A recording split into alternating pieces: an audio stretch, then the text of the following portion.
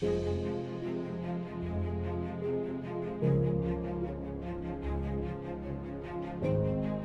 que les féculents font grossir? Si on en mange trop, oui, mais encore une fois, ça dépend quand même de beaucoup de facteurs. Ça dépend notamment de ce que vous allez manger à côté. Si par exemple vous avalez des féculents, mais que, je sais pas moi, que vous finissez au pâté, à la rillette ou à la saucisse ou des choses comme ça, va être difficile de savoir si ce sont les produits gras que je viens de citer qui vont vous faire grossir plutôt que les féculents. Et en plus, ça dépend vraiment des gens. La plupart du temps en diététique, on déconseille d'absorber des féculents ou trop de féculents, ça c'est pareil, c'est à voir au cas par cas, après 17 heures ou à partir de 17 heures, parce que comme ce sont des nutriments énergétiques, le problème qui va se poser, c'est que si vous les absorbez pour aller vous coucher quelques heures plus tard, vous allez les stocker sous forme de gras plutôt que de les dépenser, puisque vous n'aurez plus d'activité physique entre le repas, en tout cas à partir du repas, au moins jusqu'au lendemain. Donc plus vous les consommez tard, plus ils risquent soit de vous faire prendre du poids, soit de bloquer votre poids. Mais encore une fois, ça dépend des gens. Y a des gens qui peuvent manger des féculents, même le soir, en assez bonne quantité et perdre du poids quand même, mais la plupart du temps, ces gens-là, c'est plutôt, à mon avis, des gens qui ont des problèmes avec une alimentation vraiment très grasse, c'est-à-dire ils vont manger des viandes, des poissons très gras, même beaucoup de fromage par exemple, fromage très gras, ou alors c'est des gens qui vont plutôt avoir des problèmes avec des grignotages sucrés, ça peut être les deux aussi.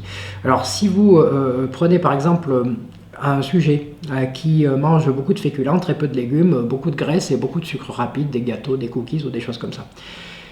Est-ce que vous pensez vraiment que vous allez avoir besoin de lui enlever les féculents? C'est pas sûr. Enlevez la moitié des gâteaux, enlevez la moitié des graisses, répartissez-les différemment et peut-être qu'il n'y aura pas besoin de toucher aux féculents, il mincira.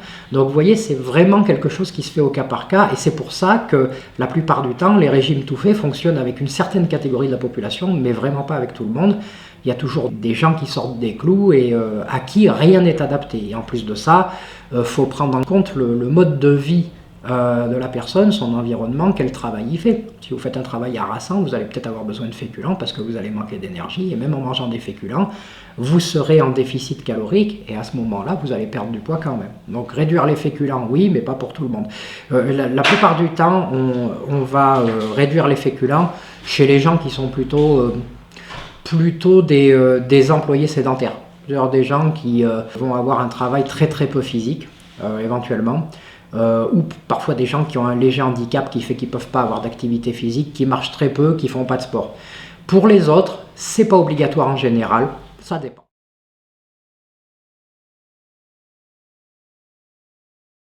Faut-il faire de l'activité physique pour perdre de la graisse? Alors pas obligatoirement. En fait, moi j'ai remarqué dans ma pratique qu'il y a toute une catégorie de personnes qui peut parfaitement bien mincir sans faire d'activité physique particulière.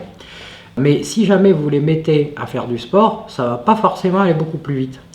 Alors que vous avez des gens dont le métabolisme est assez bas, et quand vous commencez à réduire un petit peu soit leur portion alimentaire, soit à modifier un petit peu leur repas, vous allez remarquer qu'ils vont faire une perte de poids qui sera extrêmement faible, très très lente, mais par contre si vous les mettez au sport, il va y avoir un espèce d'effet catalyseur qui va faire que la perte de poids va être multipliée.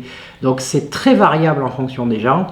Parfois ça peut être quelque chose qui va un petit peu renforcer la perte de poids. Ça peut aussi densifier la musculature. Si jamais vous prenez un petit peu de masse musculaire, il ne s'agit pas de devenir Schwarzenegger non plus, hein, mais de prendre le minimum syndical, ça peut augmenter votre métabolisme et ça peut vous aider à aller un petit peu plus vite. J'ai conçu ma méthode plutôt pour les sédentaires. Donc je dirais qu'il y a plus de la moitié de mes patients qui ne font pas de sport, tout au plus un petit peu de marche on va dire.